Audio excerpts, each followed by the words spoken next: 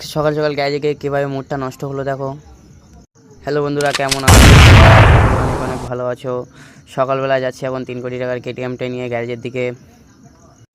গ্যারেজে আসার পরে জেন স্টুলেটার ক্লাস্টার বাদ দিলাম, নতুন লাগাচ্ছি এখন। সকালবেলা মুডটা নষ্ট হয়েছে এই মোবিল চেঞ্জ করার জন্য।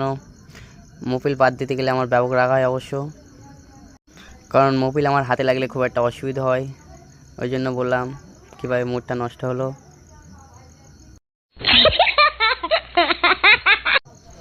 এবার খুলে দিয়েছি ডাইনাট, মোবিল ঝরছে এখন। মোবিল ঝরতে থাকুক, আমি তারে একটা মাল্টিভ্যাল খুললাম। ভিতরে দেখো গ্যাসটা কিভাবে ফুটছে।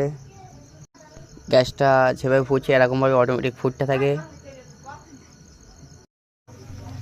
তারপর এটা খুললাম ইকো গাড়ির ফার্স্ট কিট গ্যাস মেশিনটা